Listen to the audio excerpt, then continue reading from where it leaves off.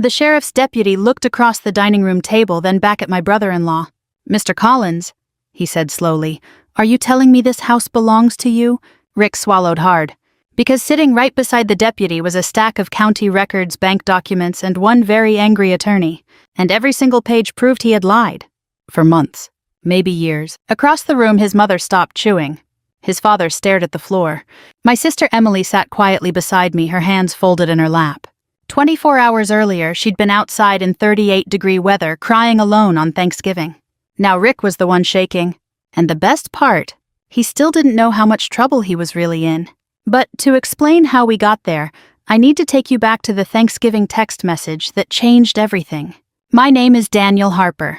I'm 66 years old, retired from 38 years in the electrical trade, and I live in a small town outside Columbus, Ohio. I've never been the kind of man who goes looking for trouble. Most folks my age understand something younger people often don't. Peace is valuable. When you've lived long enough, buried parents, buried friends, raised children, paid mortgages, survived layoffs, and watched life humble everyone, eventually, you stop chasing drama. You start appreciating quiet mornings and ordinary days. That's why what happened to my sister still bothers me. Not because of the money. Not because of the house. Because somebody she loved used her kindness against her. And that's something I cannot stand. Emily is my younger sister by 7 years. Growing up, she was the cheerful one. The peacemaker. If two kids were fighting on the playground, Emily was the child trying to get them to shake hands. If somebody forgot their lunch, she'd split hers in half. Even at 59 years old, she still had that same heart. Especially after our parents passed away. Dad died first. Mom followed 3 years later. Losing them changed both of us. Family became more important. Holidays became sacred. Every Thanksgiving for nearly 20 years, Emily hosted dinner. Didn't matter whether there were 10 people or 30. Everyone came to Emily's house. That house meant something. Our father had built part of the back deck himself. Mom planted the maple tree in the front yard. Every room carried memories. After Mom died, ownership passed entirely to Emily. The mortgage had long been paid off. The house belonged to her free and clear. At the time, none of us imagined that fact would become important. 3 years before all this happened, Emily met Rick Collins. At first, everybody liked him, including me. He was polite, friendly, always smiling, worked as a contractor, brought flowers, opened doors, remembered birthdays. You know the type, the kind of man who seems almost too good to be true. Turns out there was a reason for that. But back then we didn't know. The wedding was small, beautiful. Emily looked happier than she'd looked in years. I remember standing beside her afterward. "You deserve this," I told her. She squeezed my hand. "I think I finally found my person."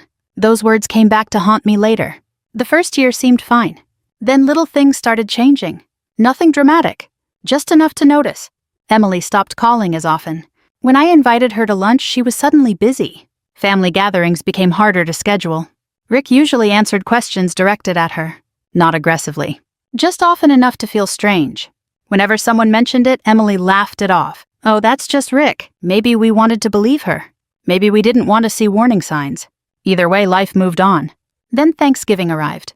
The message came at 9:12 that morning. I was standing in my kitchen making coffee when my phone buzzed. It was Emily. 3 short sentences. "Don't come." "I'm busy." "Happy Thanksgiving." I stared at the screen. Something felt wrong immediately. No heart emoji. No warmth. No explanation. Just cold. Emily had never spoken like that in her life. I called her. No answer. I texted back. Nothing. A few hours later, I tried again. Still nothing. By mid-afternoon, I couldn't shake the feeling. People call it intuition. Maybe it's experience. When you've known somebody for 60 years, you recognize when something isn't right. Around 5 o'clock, I grabbed my coat. My daughter Sarah happened to call as I was leaving. Heading to Emily's, she asked. "Yeah, you got the text too. That stopped me." "You did," Sarah sighed. "Same thing, word for word." Now I knew. Something was definitely wrong. I drove across town under gray November skies. The roads were quiet. Most families were already gathered around dinner tables. Lights glowed through windows. You could smell turkey and wood smoke drifting through neighborhoods. Everything looked peaceful, until I pulled into Emily's driveway. At first I didn't see her. I noticed the cars. 5 of them. Rick's truck. A couple vehicles I recognized from his family. Then I saw movement near the back of the house. I got out and walked around the side yard. And there she was, sitting alone on a patio chair. No coat, no gloves, just a light sweater. Her arms wrapped tightly around herself, her face red from crying. For a second, I couldn't even process what I was seeing. This was Thanksgiving. Her Thanksgiving. Her house? And she was outside, alone, shivering. When she looked up and saw me, fresh tears filled her eyes. "Daniel," her voice cracked. I rushed toward her. "Emily, what happened?" She tried speaking. Couldn't. She just started crying harder. Then through the kitchen window behind her, I saw them. Rick, his parents, his brother, his sister-in-law, all sitting around Emily's dining room table, laughing, eating, passing dishes, celebrating, like royalty, while the woman who owned the house sat outside in the cold. And when Rick's mother raised a wine glass and laughed at something across the table, something inside me hardened. Because I knew right then this wasn't an accident. This wasn't a misunderstanding. Something very ugly had been happening in that house, and I was finally about to find out what it was. I took off my coat and wrapped it around Emily's shoulders. She didn't argue. That alone scared me. My sister had always been stubborn about accepting help. Even as a little girl, if she scraped her knee, she'd insist she was fine. If she was hurting, she'd smile through it. Seeing her sit there trembling under my coat felt wrong in a way I can't fully describe. I pulled up a chair beside her. "Talk to me." For a few seconds, she just stared at the ground. The sounds of laughter drifted through the kitchen window behind us. Forks clinked against plates. Someone laughed loudly. I saw Emily flinch. Then she whispered something so quietly I almost missed it. "They told me I was ruining Thanksgiving." I stared at her. "What?" Fresh tears rolled down her cheeks. "They said I was making everyone uncomfortable." The words hit me harder than I expected. I looked back toward the house. Inside, Rick was carving turkey, like the king of the castle, like he owned the place, like the woman sitting outside wasn't even part of the family. I forced myself to stay calm. Getting angry wouldn't help Emily. Not yet. "What happened?" She took a shaky breath, then another, and slowly the truth began to come out. Not all at once. Piece by piece, like someone emptying years of pain from a suitcase. "It didn't start this way," she said. "I know. He wasn't always like this." I nodded, because I believed her. People often ask why victims stay, why they don't leave sooner. But life isn't that simple. Most controlling people don't show their true selves immediately. If they did, nobody would stay. Instead, they change gradually, one small step at a time. Looking back, Emily could see it clearly. But living through it had been different. The first year after the wedding seemed normal. Rick handled home repairs, managed projects around the house, cooked dinner occasionally. Everyone thought he was helpful, including Emily. Then he started making suggestions, harmless ones, or so they seemed. "You shouldn't stress about bills.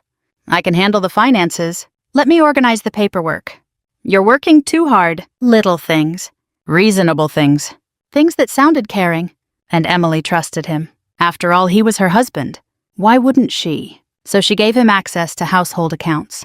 She let him organize filing cabinets. She let him manage incoming mail. At first, it even felt helpful. Until it wasn't. Over time, she stopped seeing certain documents. Bank statements disappeared. Insurance paperwork disappeared. Property tax notices disappeared. Whenever she asked, Rick had an answer. "Already handled. Nothing important. Don't worry about it." And because life was busy, she stopped asking. I felt sick listening. Not because I'd never heard stories like this. Because I had. Too many times. The details change. The pattern rarely does. Control disguised as love. Dependence disguised as support.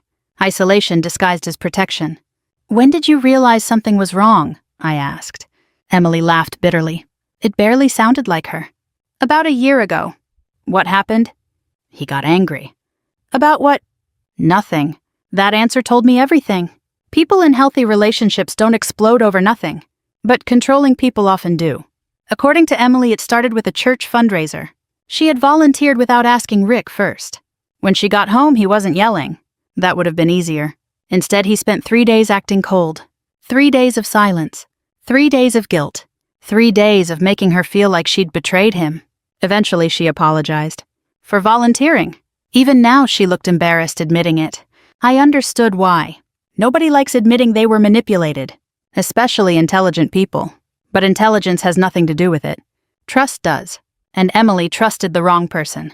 The deeper she got into the story, the worse it became. Rick slowly criticized her friends, then her co-workers, then family members, always indirectly, always politely. Never enough to sound outrageous, just enough to create distance. Your brother means well, but he interferes. Your daughter is judgmental. People take advantage of your kindness. The message was always the same. Everyone else was the problem. Only Rick could be trusted. Classic isolation, classic control. And somehow none of us saw it happening. I still carry guilt about that. Maybe I always will. The November wind picked up. I adjusted my coat around her shoulders. Inside the house, the dinner continued. Nobody had even checked on her. Not once. That fact alone made my blood boil. Then Emily pointed toward the dining room. Look. I followed her gaze.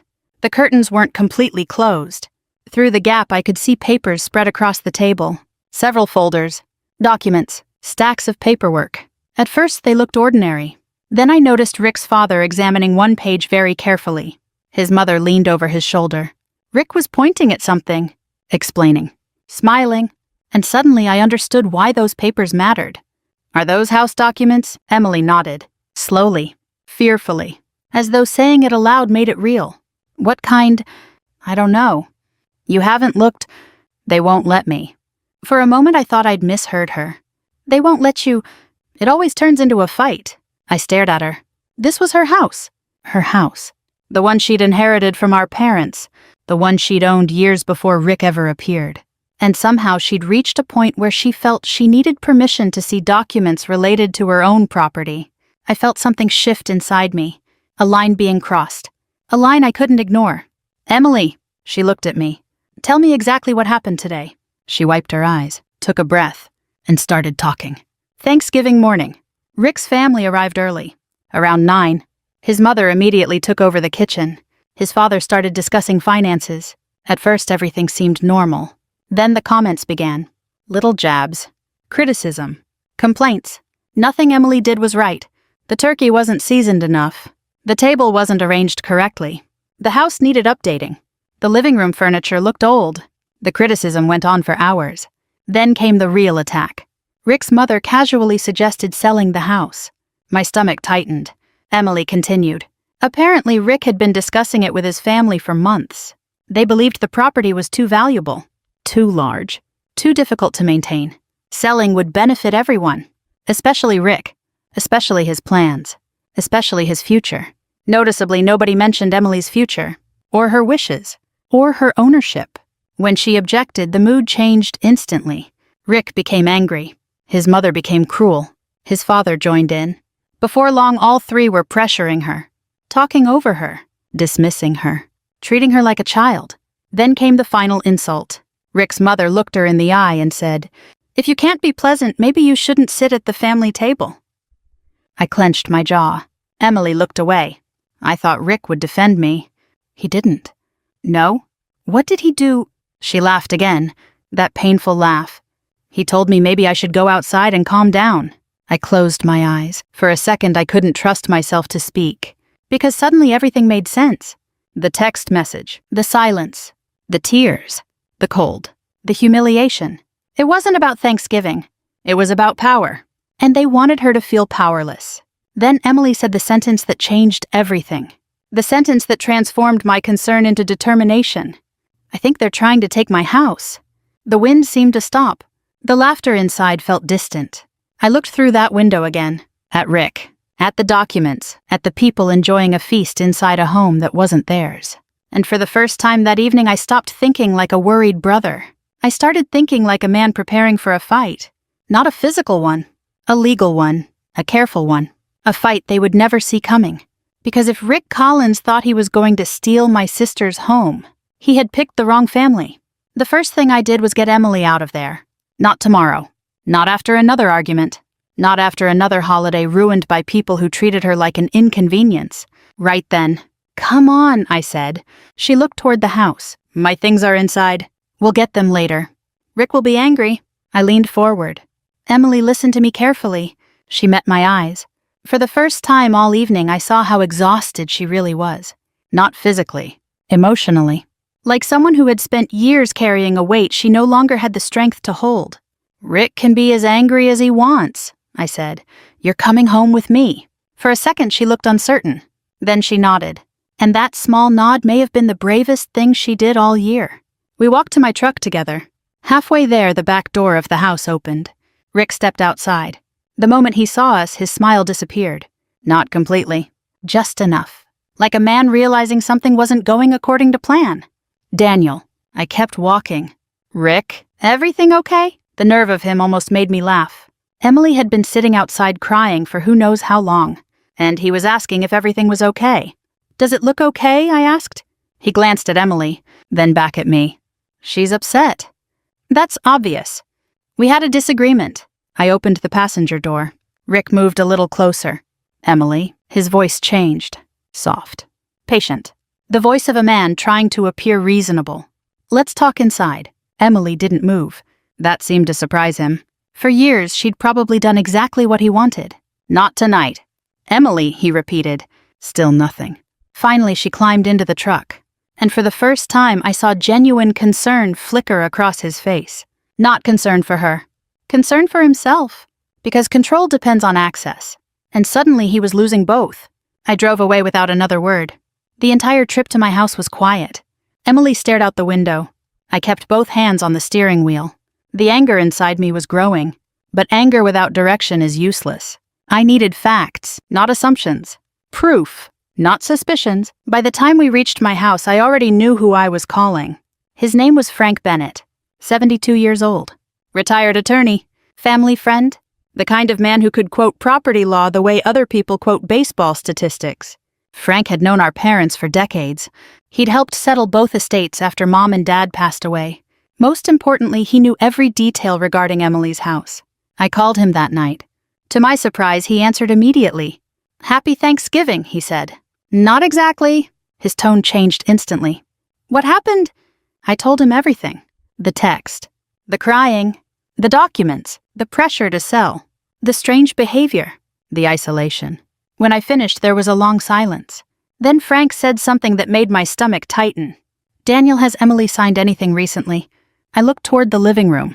Emily sat quietly on my couch, holding a cup of coffee, staring into space. "I don't know." "Find out." "Why?" Another pause. "Because this doesn't sound like a family disagreement." "What does it sound like?" "It sounds like somebody may be preparing a property transfer." I felt cold, even standing inside my own warm kitchen. The next morning, Frank came over. He arrived carrying a legal pad, 2 folders, and the expression of a man who already suspected the worst. For nearly 3 hours he spoke with Emily, patiently, carefully, never rushing, never judging. Slowly more pieces fell into place. Over the previous 18 months, Rick had presented numerous documents for her signature. Some she remembered. Some she barely recalled. Most had supposedly involved taxes, insurance, refinancing options, or estate planning. Each time Rick had reassured her, "It's routine." "It's nothing. Just sign here." Frank's face became harder with every answer. Finally, he asked a simple question. "Do you have copies?" Emily shook her head. "No." "None." "No." Frank leaned back. The room fell silent. Then he looked at me, and I knew exactly what he was thinking. This was bad. Very bad. The next step involved gathering records. Fortunately, county records don't care about lies. Paper trails have a way of telling the truth. By Monday morning, Frank had already begun pulling public documents. What we found wasn't criminal. At least not yet. But it was alarming. Several inquiries had been made regarding the property's title. There had been discussions with lenders. Requests for information.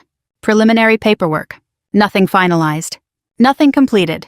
But enough activity to raise serious questions. When Frank explained everything, Emily looked physically ill. "You mean he was actually trying to do it?" "We don't know that yet," Frank replied carefully. "But we know somebody was exploring options. And that somebody wasn't me." "No." The following week brought another surprise. Actually, several. The first came from one of Emily's neighbors. A widow named Carol, 70 years old. Sharp as a tack. She'd lived next door for nearly 20 years. When she learned Emily was staying with me, she called. "About time," she said. "What do you mean?" I asked. "That man." My grip tightened on the phone. "What about him?" Carol hesitated, then sighed. "I never wanted to interfere."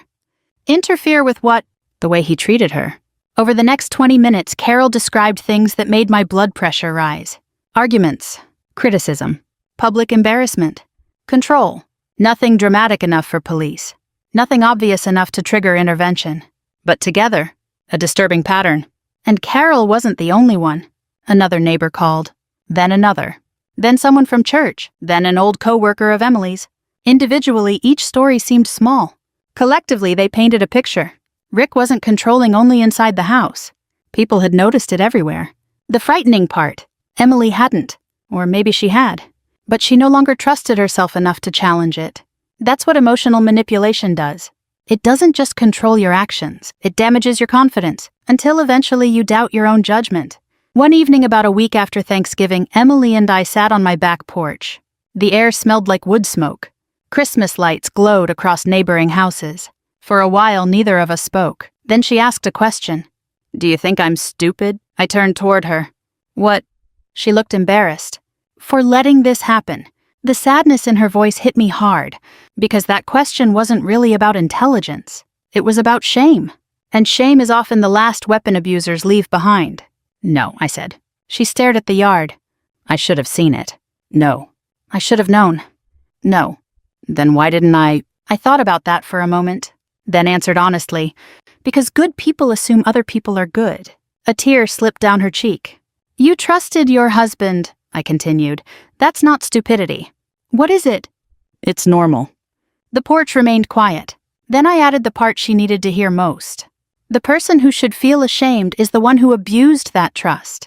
She cried then. Not loudly. Just enough. And for the first time since Thanksgiving, those tears felt different. Less like defeat. More like healing. 3 days later, Frank called. His voice sounded unusually serious. "Daniel." "What is it?" I found something. My heart immediately sped up. "What?" "A signature." I stood from my chair. "What kind of signature?" "One that doesn't look right." The silence that followed seemed endless. Then Frank said the words that changed everything. "I think your brother-in-law may have committed fraud."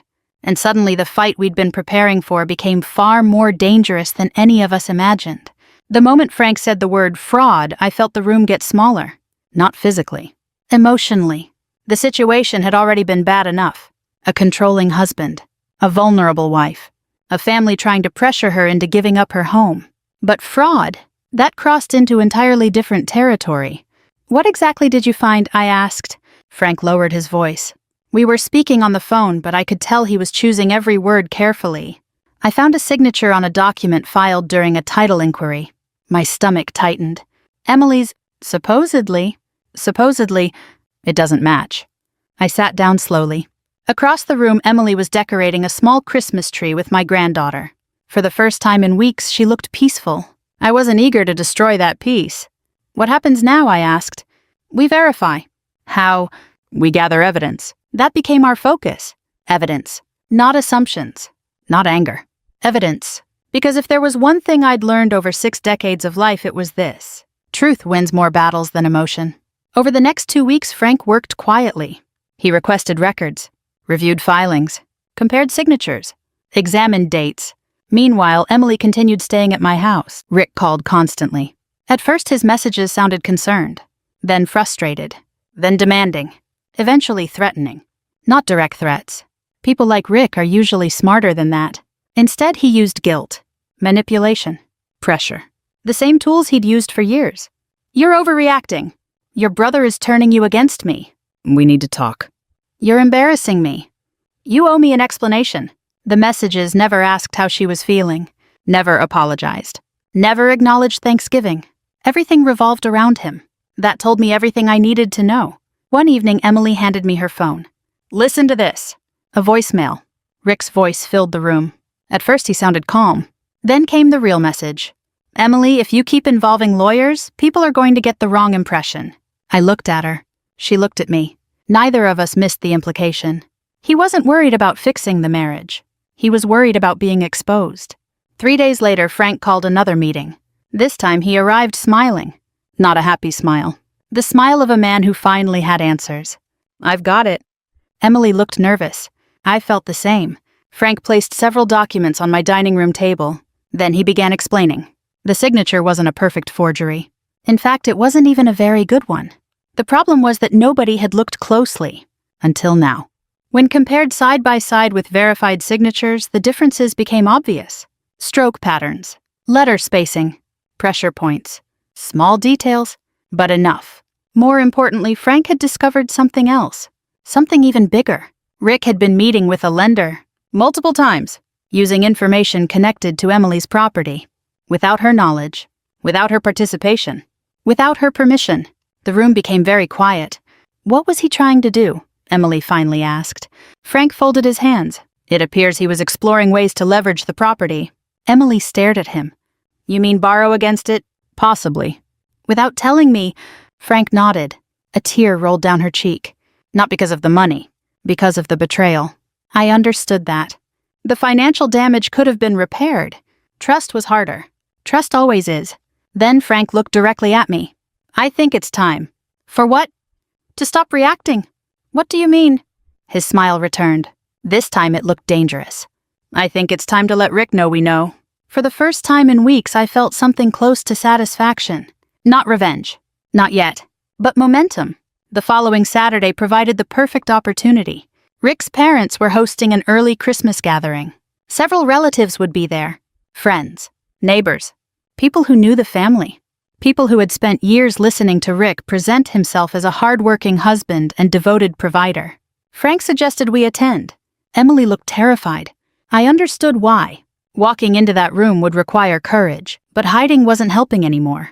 And frankly, I was tired of letting Rick control the narrative. So we went. The moment we arrived, the atmosphere changed. Conversations slowed. People stared. Rick certainly wasn't expecting us. His expression alone was worth the drive. For half a second, pure panic crossed his face. Then the smile returned. The same practiced smile.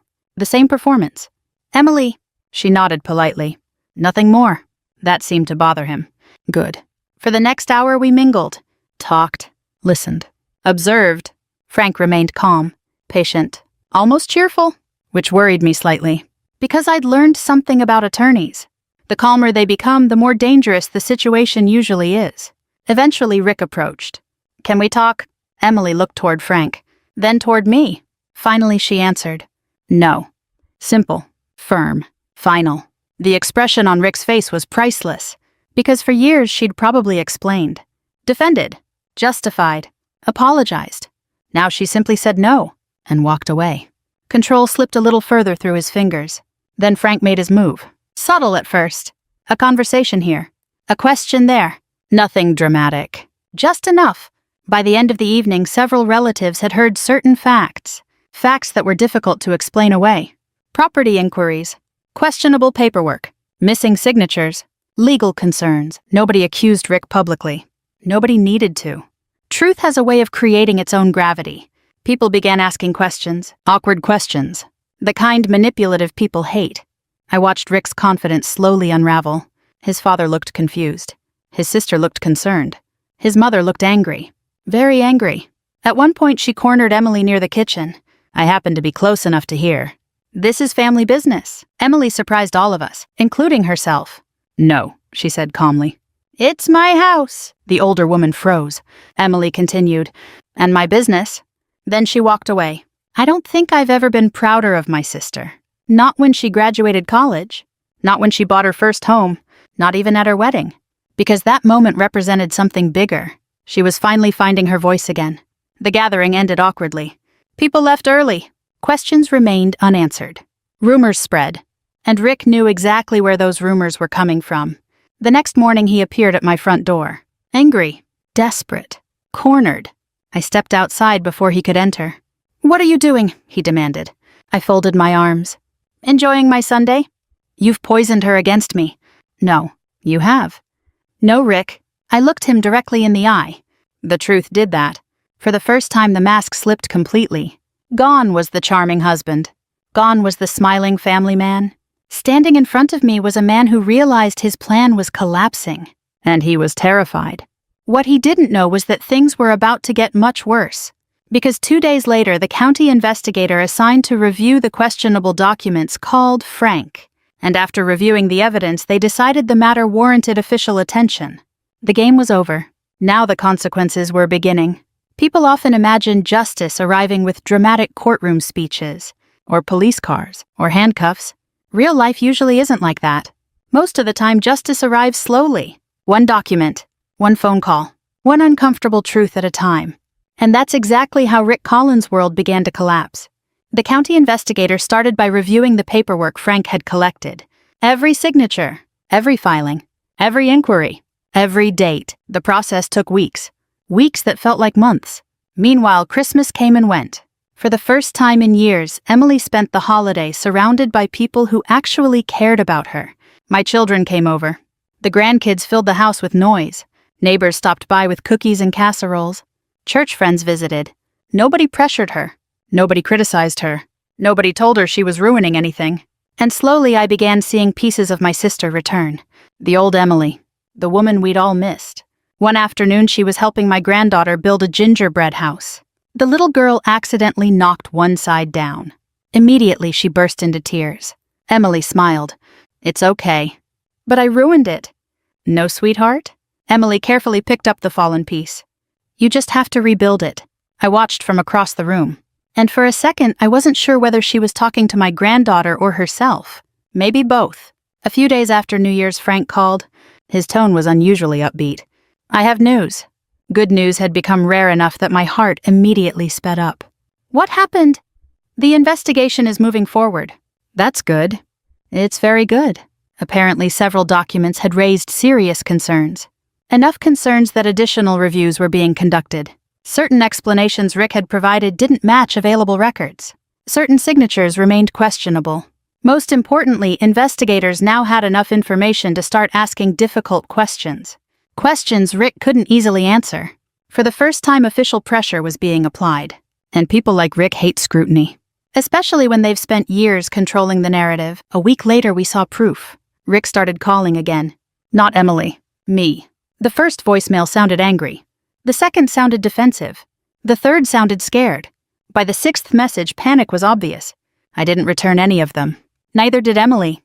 There was nothing left to discuss. The facts would speak for themselves. Then came the next surprise. Rick's own family started turning on him. Not all of them, but enough. His sister called Emily one afternoon. The conversation lasted nearly an hour. When it ended, Emily looked emotionally exhausted. "What happened?" I asked. She sat quietly for a moment, then shook her head. She didn't know. Know what? Most of it. Apparently, Rick had told different stories to different people. Some relatives believed Emily wanted to sell the house. Others believed she was struggling financially. A few thought she planned to move away. Nobody had been given the complete truth. Classic manipulation. Keep everyone confused. Keep everyone separated. Keep everyone dependent on your version of events. But once the lies started unraveling, they unraveled quickly. Several family members realized they had been used. Others felt embarrassed. Some were angry. A few even apologized directly to Emily. Not because they had actively harmed her, because they had remained silent. And silence often helps bad behavior survive. One snowy afternoon in late January, Emily received another call. This one changed everything. It was from the investigator. The conversation wasn't long, but afterward she sat motionless at the kitchen table. I poured 2 cups of coffee and joined her. "What did they say?" She stared into her mug, then finally looked up. "They found enough evidence." I waited. "They're moving forward." The relief on her face was overwhelming. Not excitement. Relief. The kind that comes after carrying fear for too long. The kind that makes your shoulders lighter. You're breathing easier. Your future feel possible again. For months she'd worried nobody would believe her. Now someone finally did. And that mattered. More than money. More than property. More than revenge. Validation matters. Being heard matters. Being believed matters. The following weeks brought additional consequences for Rick. Financial. Legal. Professional. I won't pretend every detail was dramatic. Real life rarely is. But the cumulative effect was devastating. Business relationships suffered. Reputation suffered. Trust disappeared. People who once accepted his stories began questioning them. And once credibility is gone, it's difficult to recover. Very difficult. Meanwhile, Emily focused on rebuilding. Therapy helped more than either of us expected. At first, she resisted. Then she embraced it. Every session seemed to make her stronger. More confident. More self-assured. One evening, she told me something I'd never forget. "I don't miss him." I looked up from my newspaper. "What do you mean?" She smiled sadly. "I miss who I thought he was." That sentence stayed with me. because it captured the entire tragedy perfectly. She wasn't mourning the man. She was mourning the illusion, the future she'd imagined, the promises she'd believed, the life she'd hoped for. Sometimes healing begins when we finally separate reality from fantasy. A few weeks later, she returned home. Her home, legally protected, financially secure, entirely hers. I helped carry boxes inside. The house looked different somehow. Not physically, emotionally. Lighter, cleaner, healthier. As we finished unloading the last box, Emily stood in the living room. Sunlight streamed through the front windows. For several seconds, she simply looked around. Then she smiled. A genuine smile. The first one I'd seen in a very long time.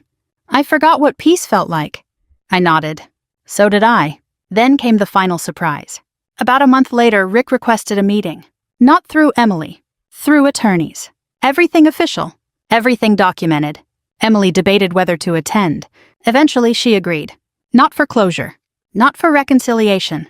For herself. The meeting lasted less than 30 minutes. When she returned, I expected anger. Instead, she looked thoughtful. "What happened?" I asked. She sat down slowly. He apologized. That surprised me. Real apology? She considered the question carefully. I don't know. What did he say? He admitted he lied. I stayed silent. He admitted he manipulated me. Still silent. And for the first time, he didn't blame anyone else. That part surprised me most. People like Rick usually cling to excuses. Maybe consequences had finally forced honesty. Or maybe he simply ran out of people to fool. Either way, it no longer mattered. Because Emily wasn't waiting for his apology anymore. She had already started healing. And that's when I realized something important. The greatest punishment Rick faced wasn't legal. It wasn't financial. It wasn't public embarrassment. It was losing access to the woman who had loved him despite everything. And he knew it. The chapter was ending. But one final lesson still remained. A lesson neither of us fully understood yet. One that would arrive exactly 1 year after the Thanksgiving that changed everything. The next Thanksgiving arrived faster than I expected. Maybe that's what happens when life finally settles down. For months, things had been quiet. No investigations, no attorneys calling. No surprise documents appearing in mailboxes. Just ordinary life. And after everything we'd been through, ordinary felt like a gift. A year earlier, I'd found my sister sitting outside in the cold crying alone while strangers enjoyed a feast inside her own home. Now I was pulling into the same driveway under a bright November sky. The maple tree Mom planted years ago had shed most of its leaves. The front porch was decorated with pumpkins and mums, and for the first time in a long time, the house felt like home again. When I stepped inside, I immediately heard laughter. Real laughter. Not the forced kind. Not the tense kind people use when they're trying to pretend everything is okay. This was genuine. Warm. Comfortable. The smell of turkey filled the air. Grandchildren ran through the living room. Football played softly on the television. Friends from church chatted in the kitchen. Neighbors carried in desserts. Everything felt exactly the way Thanksgiving is supposed to feel. Emily walked out carrying a tray of rolls. For a second, I simply stared at her. Not because she looked different. Because she looked like herself again. There was confidence in her posture. Peace in her expression. Strength in her eyes. The woman who had spent years apologizing for existing was gone. The woman standing in front of me no longer needed permission to take up space. "Why are you looking at me like that?" she asked. I smiled. "Just thinking." Dangerous habit. I laughed. Some things never change. And thank God for that. As guests continued arriving, I found myself reflecting on everything that had happened during the previous year. The legal matters had eventually reached their conclusion. The property remained fully protected. The questionable paperwork had been addressed. The investigations ended with consequences that followed Rick for a very long time. Exactly as they should have. Justice had been served. Not dramatically, not publicly, but fairly. Which is usually better. The truth is, revenge means different things to different people. When I was younger, I thought revenge meant making someone suffer. Making them hurt the way they hurt you. Making them pay. Age has a way of changing your perspective. At 66, I understand something I didn't understand at 26. The best revenge is often recovery. The best revenge is building a good life after someone tried to destroy it. The best revenge is refusing to become bitter. And Emily had accomplished all three. Around noon, guests began gathering around the dining room table. The same dining room. The same house. But an entirely different atmosphere. Nobody controlled the conversation. Nobody criticized. Nobody dominated. People simply enjoyed being together. Before we started eating, Emily stood. Immediately the room became quiet. She looked around at everyone. Friends, family, neighbors, people who had helped her survive one of the hardest periods of her life. Then she cleared her throat. "I want to say something." Several people smiled. A few nodded. Emily took a deep breath. "Last Thanksgiving was the worst day I've had in many years." The room remained silent. Not uncomfortable, respectful. "I spent a long time feeling embarrassed about that." She paused. "A long time feeling ashamed." I could see emotions moving across several faces around the table. Because many of us knew exactly what she meant. Shame has a way of attaching itself to people who don't deserve it. I kept asking myself what I should have done differently. Her voice softened. What warning signs I missed. What mistakes I made. Then she smiled. But healing taught me something. She looked directly at me, then at my daughter, then at her friends, then around the room. "You are not responsible for somebody else's decision to mistreat you." Nobody spoke. Nobody needed to. The truth of those words filled the room. You are responsible for what happens next. Several people wiped away tears, including me, especially me, because I knew how hard she had fought to reach that understanding. Emily continued, "And what happened next for me was this." She gestured toward everyone seated around the table. People showed up. Her eyes glistened. My brother showed up. I looked down immediately. I've never been comfortable being the center of attention. My family showed up. My friends showed up. My neighbors showed up. She laughed softly. And apparently a retired attorney showed up. Everyone laughed, including Frank, who looked very pleased with himself. Then Emily said the sentence that mattered most. "The reason I'm happy today isn't because I won." She paused.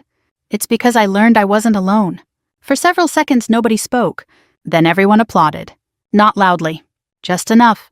The kind of applause that comes from the heart. Dinner followed. Stories were shared. Old memories resurfaced. Children laughed. Desserts disappeared. And for the first time in years, nobody felt the need to walk on eggshells. Later that evening, after most guests had left, Emily handed me an envelope. "What's this?" "It came last month." I opened it carefully. The return address surprised me. "Rick." I looked up. "You want me to read it?" She nodded. The letter wasn't long, and unlike every message he'd sent during the previous years, it contained no excuses, no blame, no manipulation, no requests, just accountability. He acknowledged what he'd done, the damage he'd caused, the trust he'd broken, and the people he'd hurt. Most importantly, he accepted responsibility. When I finished reading, I placed the letter back inside the envelope. "How do you feel?" Emily thought about it, then smiled. "I forgave him." I raised an eyebrow. She laughed.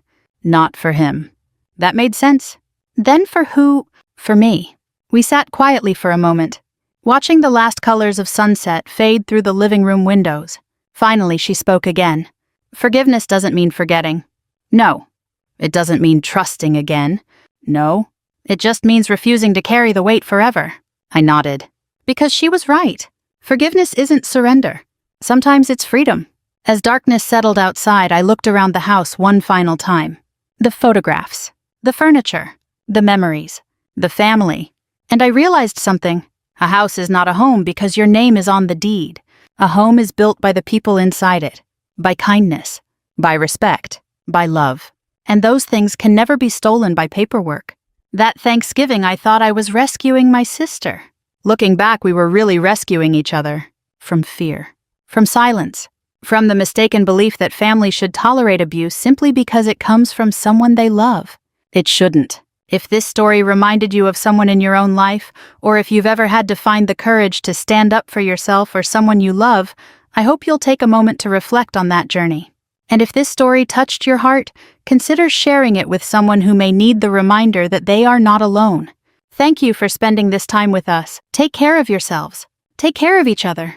And never underestimate the power of simply showing up when someone needs you most.